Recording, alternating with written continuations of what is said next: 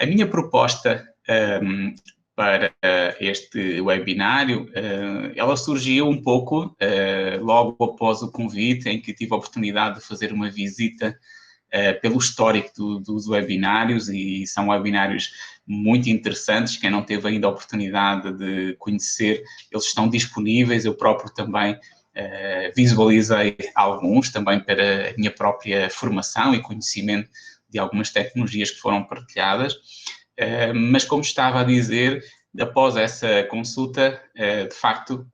verifiquei que eram muitas atividades e muito ricas e muito interessantes para a área do ensino,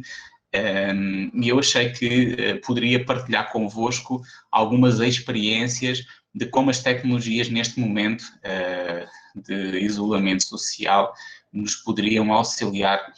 na área da pesquisa. Os aplicativos ou as soluções que eu aqui irei apresentar, elas são resultado da minha experiência, e tentei organizar esta sessão no intuito de vos socializar como é que eu, neste contexto, mantenho o acompanhamento dos meus orientandos, como é que mantenho a minha participação nos grupos de pesquisa, os contactos e as atividades que são necessárias para a produção científica, e irei fazê-lo numa dimensão perfeitamente livre. A maior parte dos softwares, eles são softwares gratuitos. Existe um ou outro software que eu irei referir que não é gratuito, mas a minha referência não está relacionada com qualquer tipo de vínculo profissional a nenhuma das entidades que produzem e comercializam os aplicativos. É resultado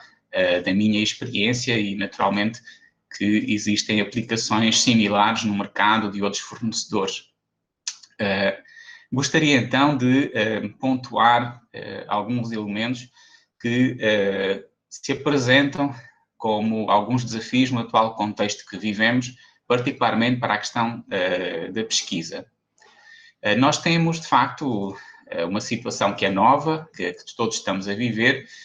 e que julgo que, passado já tanto tempo, nos começa a trazer sérios constrangimentos de natureza psicológica, tanto para nós, professores, que somos orientadores, como também para muitos dos estudantes que estão a fazer os seus cursos de pós-graduação. Então, a situação, de facto, ela já está a assumir uma duração e uma proporção que nos causa alguns constrangimentos de natureza psicológica.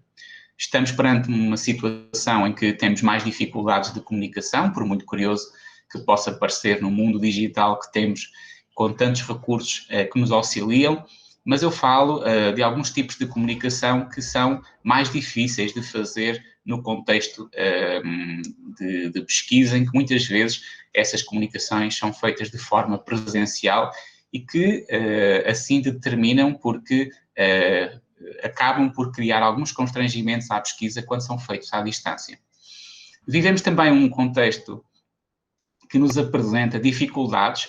nas situações em que muitas vezes os planos de pesquisa que estavam desenhados previam uma pesquisa de campo, que hoje não é possível.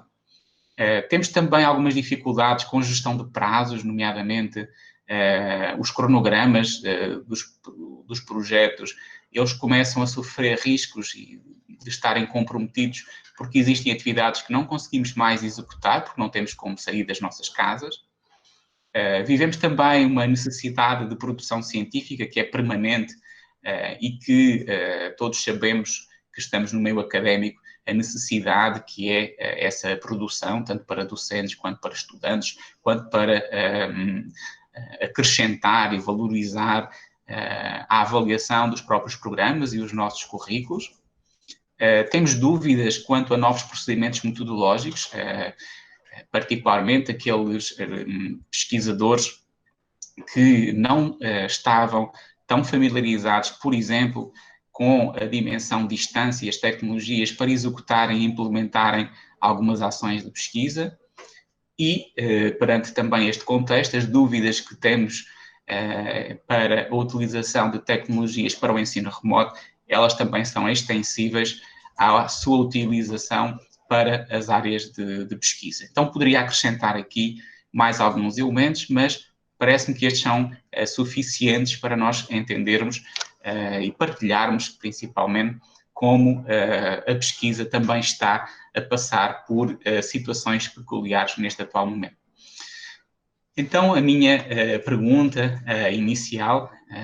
que tentarei dar algumas contribuições para encontrar respostas, é como é que a tecnologia nos pode ajudar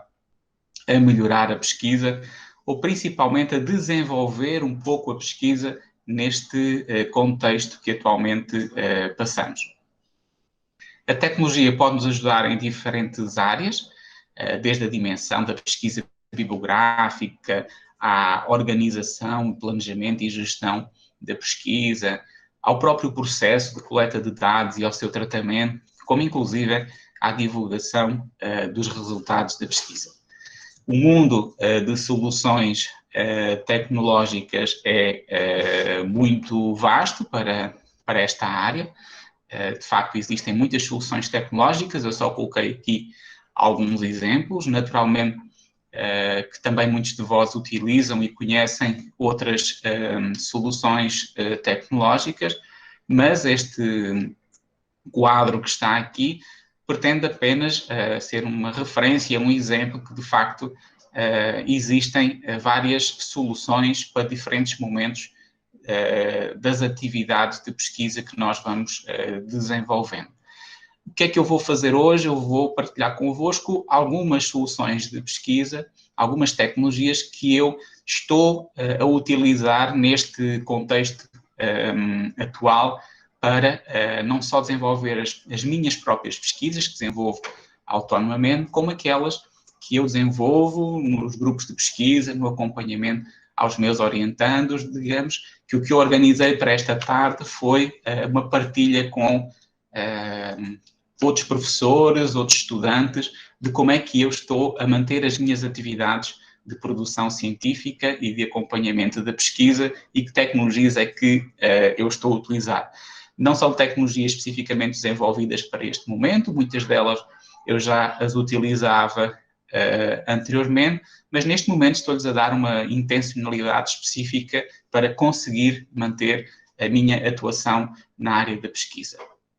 Então, como ela pode, por exemplo, nos ajudar no acompanhamento remoto de projetos de pesquisa e este é o tema que eu lancei como proposta para o encontro aqui com todos vós. E, como eu referi, é um relato de experiências. A professora, no início, apontou que, de facto, eu era professor, era e sou professor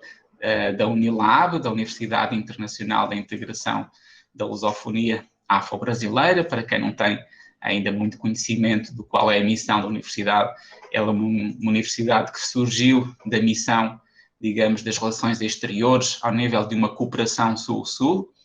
particularmente com os países africanos da comunidade de países de língua portuguesa, e é uma universidade onde nós temos, de facto, estudantes e professores de várias nacionalidades e que, diariamente, na sala de aula, é muito fácil estarmos reunidos com 7, 8 nacionalidades. Para além da minha atividade dentro da Unilab, a minha principal atividade, naturalmente que nós, professores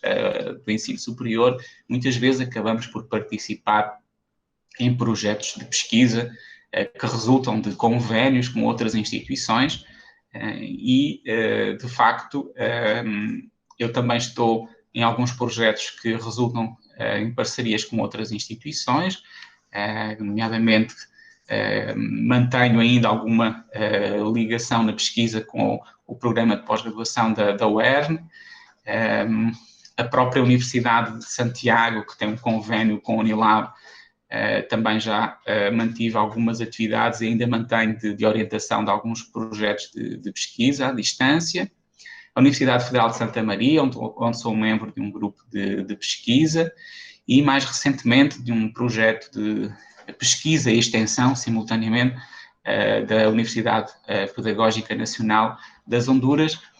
e, perante estes contextos, quais são as principais atividades que são necessárias de fazer no âmbito da pesquisa, essencialmente de apoio bibliográfico,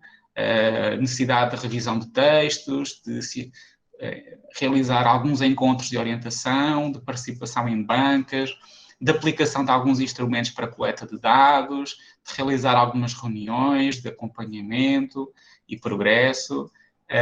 de produzir análise de dados, fazer análise de dados à distância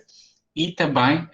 que está muito ligado com a questão da pesquisa, que é muitas vezes a organização de eventos científicos, não é? Então, este contexto que eu aqui apresento é um contexto normal, natural,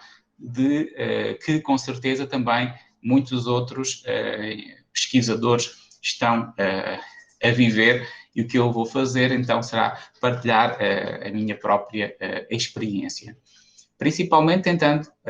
dar alguns contributos ou algumas respostas de como é que a tecnologia nos pode auxiliar neste contexto.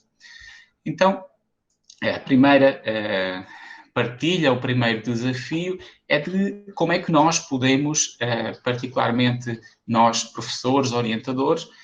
encontrar algum tipo de ajuda para acompanhar o trabalho dos nossos orientandos. Antes de fazer essa partilha, dizer que algumas das soluções que eu vou apresentar, eu ponderei, bem, vou apresentar soluções tecnológicas que eu já tenho um domínio considerável, que já utilizo há algum tempo, e depois pensei, não, nós estamos todos a passar por um momento de perfeita descoberta, então eu vou partilhar soluções tecnológicas que eu já considero que tenho um domínio mais frequente e há mais algum tempo, mas vou também partilhar soluções tecnológicas, algumas que eu estou também a descobrir, né? De facto, acho que no momento existe também esta reflexão e esta partilha e que estamos numa situação comum, então eu vou partilhar aplicações que de facto já têm um domínio maior, mas outras que eu também estou dando os primeiros passos e vou partilhar isso convosco. E neste sentido, a primeira proposta que eu partilho convosco é deste sistema, que é o IARS, que é um sistema que eu considero extremamente interessante para auxiliar os professores e os orientadores no acompanhamento dos trabalhos de pesquisa dos seus orientantes e dos seus grupos de pesquisa. Ele funciona online. O IARS é resultado da sigla da professora Isabela Alarcão, uma conceituada pesquisadora portuguesa, e que colocou, é uma pessoa que trabalha muito na área das metodologias da pesquisa, com muitas publicações a essa área, e há algum tempo resolveu contribuir para a sistematização de todo esse trabalho que realizou ao longo da sua carreira na área das metodologias da pesquisa, na forma de um sistema de informação para apoiar pesquisadores e, particularmente, pesquisadores que têm sob a sua responsabilidade a coordenação de projetos de pesquisa. Então, ele funciona como um organizador conceptual do projeto de pesquisa, acompanhando todas as suas fases, permite uma interação com o orientador e o orientando e a equipe de investigação. Nós podemos cadastrar vários projetos de pesquisa. Um projeto de pesquisa pode ser um orientando, ou um projeto de pesquisa pode ser um conjunto de orientandos ou de pesquisadores que colaboram. Permite fazer a evolução dos orientandos num jeito de portfólio de investigação, juntando os documentos, os textos de apoio para esse projeto, e tem também a característica de produzir outputs em formato de Word que depois podem ser aproveitados para integrar nos relatórios. E tem também articulação com bases de dados e de gestores de referências bibliográficas como o Mendeley e o EndNote. Este sistema é um sistema que não é gratuito, ele é pago, tem um período de utilização de 15 dias gratuito,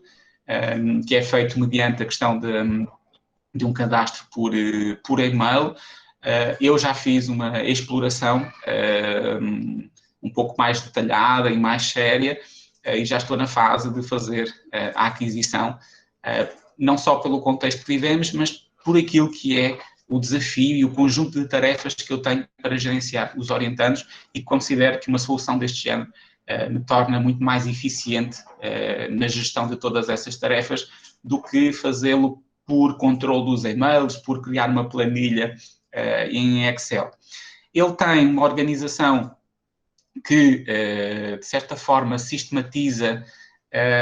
todas as etapas, digamos, triviais de um projeto de pesquisa. Aqui está um caso que eu fiz a introdução de um projeto para explorar e, de certa forma, conhecer melhor a solução, a parte do problema, da fundamentação, da metodologia, da parte da introdução dos dados. Ele não faz tratamento de dados, ele gerencia o projeto. E permite que nós, em cada uma das etapas, aqui na questão da problemática do projeto, possamos inserir as questões de pesquisa, os objetivos, as hipóteses, podemos adicionar outras estruturas que achamos que são mais personalizadas, ou alterar os termos, não estamos tão familiarizados com estes termos. Às vezes existem instituições ou pesquisadores que não gostam da expressão coleta de dados e querem alterar o nome. Portanto, tudo isto é parametrizável neste sistema. E permite também, aqui já estou na tela da metodologia, inserir e associar à metodologia qual é o paradigma de investigação, que ferramentas tecnológicas vamos usar, se temos alguns instrumentos de coleta de dados. Então, nós podemos criar aqui um portfólio do projeto de pesquisa e associar a este projeto um orientando, mais do que um orientando, associar, se for necessário, alguns textos de leitura para o orientando a este projeto, criar um calendário com um cronograma do que é necessário ele produzir, colocar notas, podem ser notas de comentários, para que não fique o projeto e o e-mail à parte, com os comentários, ficar tudo reunido aqui. Então, considero uma atividade interessante, um projeto, aliás, interessante, e que, inclusive, como forma de ajuda em cada uma das etapas, tem até um apoio teórico e metodológico, não é? Às vezes, os orientandos estão a produzir, os pesquisadores estão a produzir as atividades e precisam deste reforço. Então, há aqui também, em simultâneo, informações que ajudam o estudante na hora de preencher o que é o paradigma de investigação, porque o sistema, ele não obriga o orientador a introduzir estes dados. A partir do momento em que o orientador cria e partilha e dá acesso ao seu orientando, o orientando tem autonomia para ir introduzindo os dados. Então, pode haver dúvidas, principalmente para estudantes que estão numa fase de iniciação científica, de compreender o que é necessário descrever em cada uma das etapas, pois o sistema também apresenta, digamos, um referencial teórico, sintético e resumido, mas para cada uma das etapas. Então, este é um software que apoia a gestão dos projetos de pesquisa e o acompanhamento, particularmente, de grupos, não é? Eu tenho, se não me falha a minha memória, pelo menos 15 ou 16 estudantes de TCC, mais uns 5 ou 6 de mestrado, mais uns 2 de doutorado. Então, é um volume muito grande para fazê-lo de uma forma muito sintética, e aqui eu consigo fazê-lo de uma forma bem mais sistematizada, organizada. Eu estou, de facto, a pensar, depois de ter feito a utilização durante um tempo e de introduzido vários dados, a fazer um investimento para adquirir este software. Outro desafio é como continuar a promoção do conhecimento científico no atual contexto. Eu vou partilhar convosco duas experiências que durante este período já eu colaborei não só como pesquisador, como palestrante, mas também auxiliando na organização de alguns eventos que, de certa forma, tinham em vista partilhar conhecimento da pesquisa. Bom, como eu referi, uma das atividades que estou a trabalhar neste momento, que é um projeto de extensão universitária, mas de uma extensão universitária também com ramificação para a área da pesquisa, que é o projeto de Políticas Públicas em Educação, Tecnologia e Inovação no Desenvolvimento Curricular, que é feito com uma universidade nas Honduras. Como é que nós estamos a trabalhar? Nós estamos a trabalhar com reuniões e videoconferências realizadas através, utilizamos o StreamYard, e depois o StreamYard, ele permite fazer a transmissão para um canal do YouTube. E aqui trata-se de um projeto que nós temos uma reunião com 5 elementos, apenas eu aqui do Brasil, os 4 aqui que estão na imagem são das Honduras, mas depois fazemos a transmissão para vários professores da universidade que têm campos em vários espaços do território das Honduras. Então, este é o modelo que estamos a usar aqui. Mas foi também o mesmo modelo que permitiu, já no período também da pandemia, colaborar com a organização de um seminário luso-brasileiro de educação e que acabou, mesmo sendo realizado à distância, por reunir um vasto leque de palestras sistematizadas, organizadas e disponíveis na forma de um portfólio digital que está disponível no canal do YouTube, que é exatamente Seminário Luso-Brasileiro, de um conjunto de temáticas especificamente voltadas para a área das metodologias da pesquisa. Então, este foi o modelo, estas foram as tecnologias, StreamYard e a combinação com a transmissão através do canal de YouTube. E como é que podemos fazer o apoio para tarefas relacionadas mais com coleta de dados e escrita científica? Aquelas tarefas que muitas vezes os nossos orientandos têm também algumas dificuldades. Bom, em muitos casos, pequenas tarefas, eu estou a sugerir aos alunos que têm a oportunidade de fazer aplicação de entrevistas ou de questionários à distância, a utilizarem ferramentas que já conhecem, no caso o formulário da Google, que depois eles exportam para planilhas de Excel e aí fazem algumas análises de dados, seja de uma forma mais trivial, seja com a utilização das tabelas e dos gráficos dinâmicos. Em alguns casos, há sempre a dificuldade de, após a obtenção destes dados em formato digital, seja uma entrevista à distância ou a visualização e a coleta de dados através de um vídeo, de como fazer a transcrição. Então, o que eu estou a indicar aos estudantes e a fazer em alguns casos de projetos que estou a acompanhar, é sugerir, por exemplo, no caso da transcrição dos áudios provenientes ou do próprio áudio ou, inclusive, de um vídeo, na situação de poderem realizar entrevistas à distância. Eu sugiro, bom, o Web Speech API é um aplicativo muito simples da Google, que faz a transformação do áudio, seja proveniente de apenas só o arquivo áudio ou do áudio incorporado num vídeo, mas falo de uma forma contínua, sem, por exemplo, fazer um cuidado com a pontuação. Mas é uma ajuda já muito significativa para fazer a transcrição que é necessária para este tipo de trabalho. Existem outros casos, um outro caso que eu também já utilizei, já experimentei e que acho extremamente interessante e muito eficiente, é do AmberScript, que é para a transcrição também, então, das entrevistas. No caso, o App Speech é um aplicativo gratuito, o AmberScript não é gratuito, ele tem, se não falha a minha memória, acho que é 1 hora ou meia hora de duração de áudio, que é gratuito. Se depois nós quisermos, tem alguns planos, ou por horas, ou por período de tempo, mas este é muito mais profissional e que já surge a transcrição com a pontuação inclusive. Já fiz uma breve exploração pelo Dragon, mas não tão aprofundada quanto fiz pelos outros dois. Então, estas são algumas sugestões que eu estou a indicar como apoio para os trabalhos que vou acompanhando em relação especificamente a esta matéria de coleta e de análise destes dados. Oriento, às vezes, os alunos também para a utilização de aplicações bem simples, como a questão dos aplicativos para a criação das nuvens de palavras, principalmente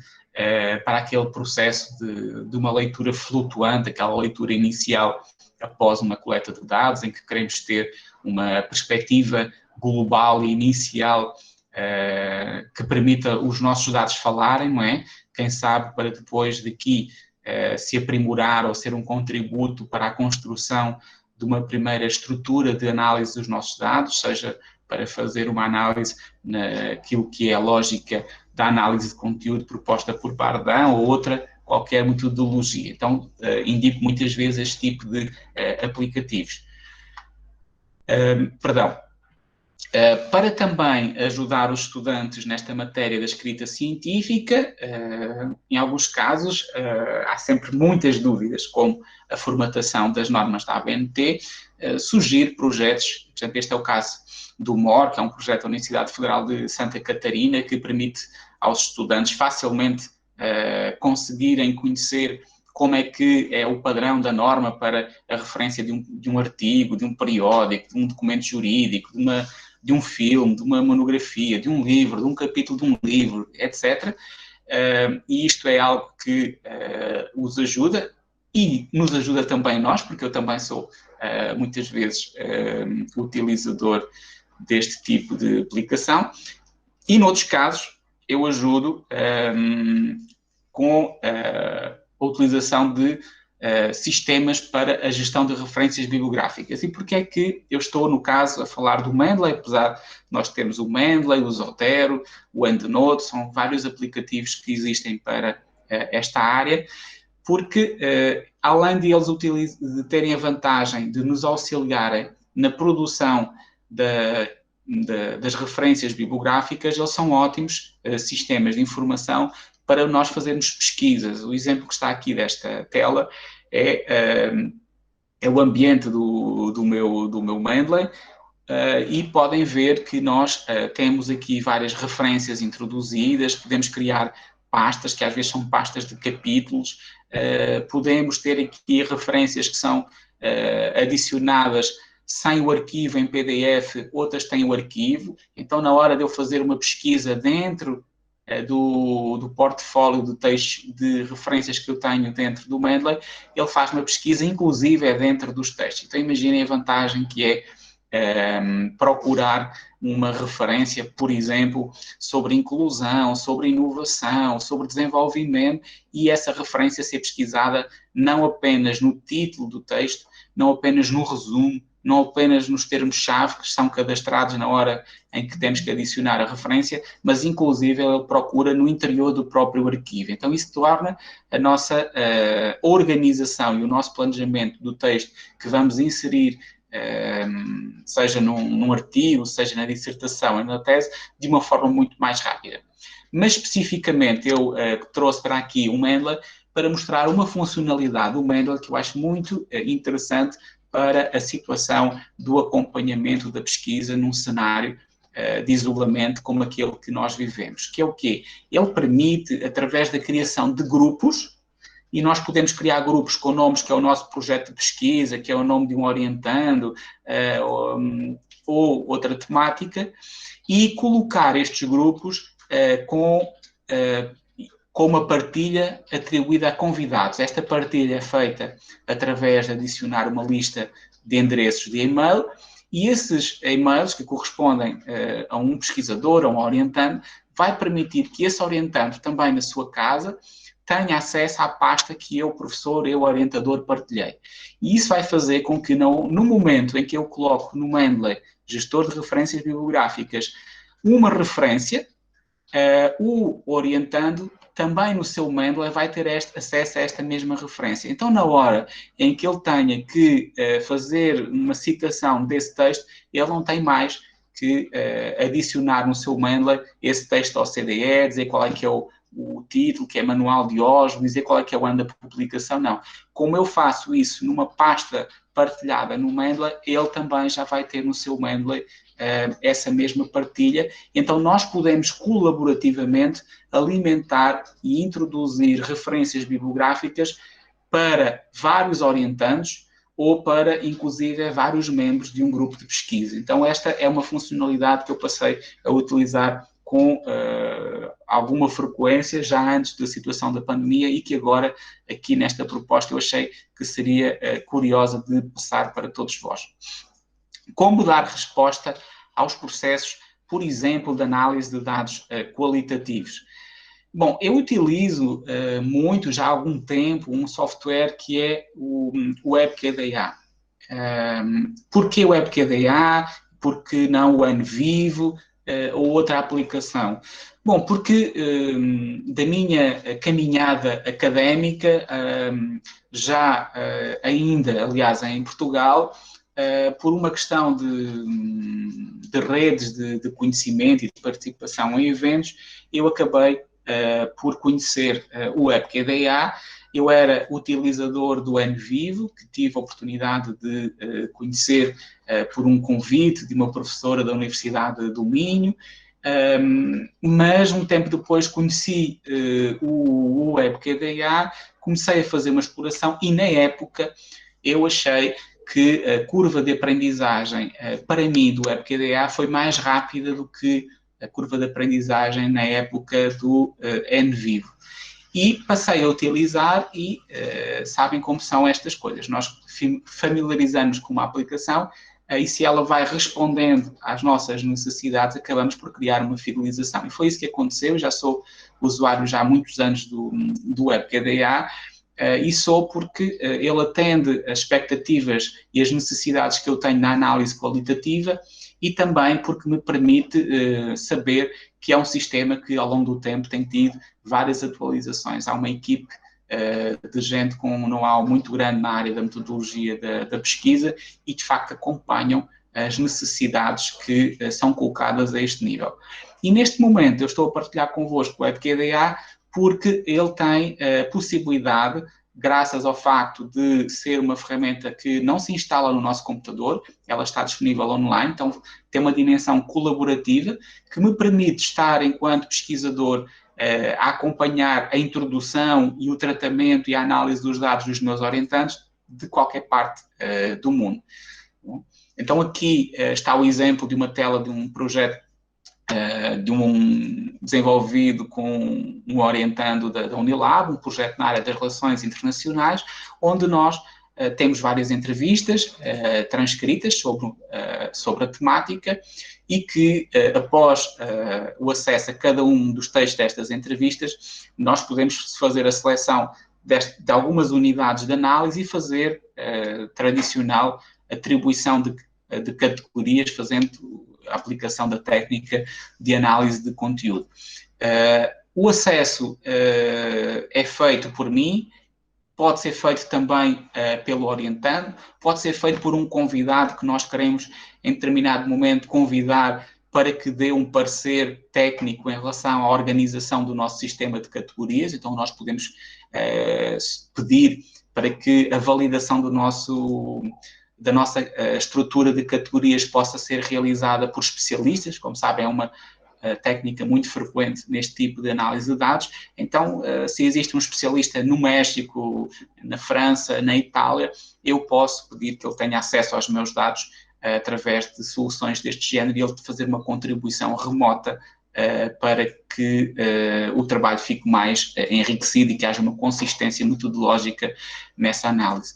O sistema permite, aqui estamos numa área que é a área da codificação, ele está organizado de uma forma muito genérica na área das fontes, que é onde nós colocamos os dados. Eles podem estar em vários tipos de fontes, podem ser fontes em texto, resultante das transcrições de dados, podem ser fontes em texto que é análise documental, podem ser portarias, decretos-leis, também tudo em formato documental e em texto, podem ser arquivos áudio ou arquivos vídeo também,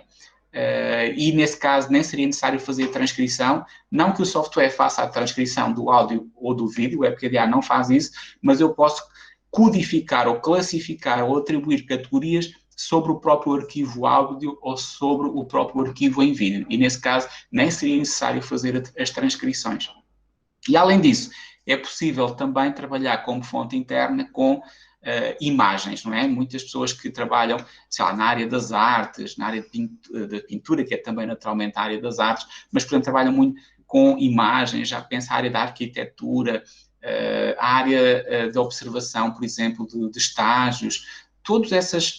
pesquisas que se socorrem da imagem podem também, com softwares semelhantes ao WebQDA, estou a falar especificamente do WebQDA, mas outros também permitem, fazer a classificação e a análise, por exemplo, de conteúdo sobre o próprio imagem, sobre partes, então, dessa imagem.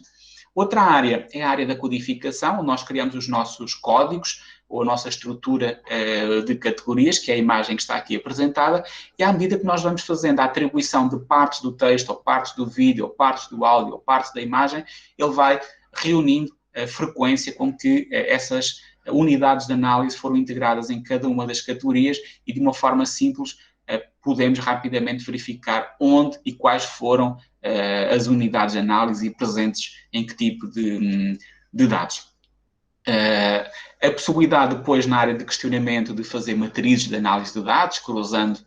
algumas informações, aqui o caso é o cruzamento que resulta numa matriz que compara a cooperação por países em resultado da pesquisa que foi feita, que era sobre a estratégia de internacionalização da instituição e as ações de cada um dos institutos, ou se quisermos das faculdades. Verificamos aqui que há um país que tem aqui um conjunto de referências, que era a Guiné-Bissau, e clicando nesta categoria, mesmo na matriz, também temos acesso aos dados. E onde está aqui a vantagem? É que eu consigo também, na área de gestão, e isto é o que particularmente é relevante para a nossa sessão de hoje aqui, de que falamos sobre como as tecnologias nos podem ajudar no contexto remoto de acompanhar os projetos de pesquisa, é que eu tenho uma área de um fluxo de trabalho que eu posso organizar, gerenciar e sistematizar com os meus orientandos em relação à forma do tratamento dos seus dados, dizer e marcar o que foi feito, o que está por fazer, o que é preciso ainda executar, colocar observações, ou seja, indicações e notas para o orientando e convidá-lo na área de gestão de utilizadores a ter acesso à área onde vai ser feita a introdução e o gerenciamento dos seus dados. Então, é uma aplicação que julgo que se integra muito bem no desafio que nós presentemente vivemos. Como disponibilizar informações aos pesquisadores, não é? Olhem, já há algum tempo, isso não é agora do fenómeno da pandemia, que eu me preocupo em ter condições de dar acesso às informações aos meus orientandos, não é? Os orientandos têm sempre um conjunto de dúvidas, um conjunto de necessidades que são comuns, seja um orientando mais da área de educação, orientando mais na área da inovação no setor público. Eu atuo um pouco nas duas áreas, na área da administração pública, porque é esse o meu vínculo com a Unilab. Eu trabalho na área da inovação no setor público, a área das relações internacionais e a área do comportamento organizacional. São as minhas três áreas de concentração no curso de administração pública, onde atuo na Unilab. Mas muitas vezes, fruto de projetos de pesquisa, eu atuo também na área da tecnologia educativa e das ciências da educação. Então, há questões que são comuns a todas as áreas, nomeadamente a partilha de informação sobre metodologia da pesquisa, sobre elementos para tratamento dos dados. Como é que eu faço isso? Olhem, eu há algum tempo que decidi criar um site com uma tecnologia muito simples, que qualquer um de nós hoje tem imensas tecnologias que nos permitem criar sites. Eu utilizei o Webley, que é um serviço gratuito para construção de sites, e organizo já há algum tempo informação sobre metodologia da pesquisa. Aqui está um exemplo de uma imagem de um espaço dedicado à bibliografia sobre metodologia da pesquisa, que eu atualizo com alguma frequência. Poderiam dizer, professor, mas não pode fazer isso numa pasta partilhada no Google Drive? Claro que sim, ou na Dropbox. Eu faço desta forma com uma outra perspectiva. É uma perspectiva também de disseminação também do meu trabalho. Então, é um espaço que talvez, na maior parte dos casos, ele seja acessado pelos meus orientandos ou às vezes pelos meus alunos, mas acaba por, sendo um espaço público, de ter também uma oportunidade de divulgar naturalmente também o meu trabalho. E não é só por isso, é porque eu julgo que esta questão da disseminação do conhecimento é uma responsabilidade muito séria e que nós, enquanto pesquisadores, particularmente de universidades públicas, mas de todas as universidades, naturalmente, devemos de ter, que é de tornar o conhecimento público. Então, eu sistematizo essas informações neste site. O exemplo que está aqui é, por exemplo, uma seleção de documentos que os alunos podem baixar facilmente e que estão organizados por exemplo, bibliografia referente a instrumentos de coleta de dados, bibliografia referente à validade, como trabalhar e conhecer a validade na pesquisa, de tecnologias aplicadas à pesquisa, e todas essas informações, e eu também fiz questão de registar aqui estes endereços, são endereços que têm informação sobre tecnologias de apoio à pesquisa, que eu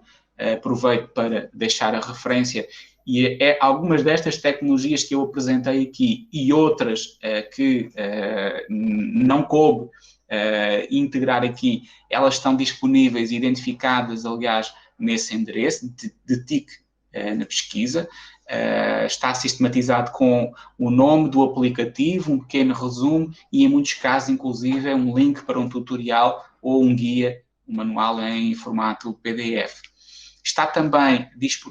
disponível um link para a bibliografia sobre metodologias da pesquisa, que corresponde à imagem do slide anterior, e também algo que muitas vezes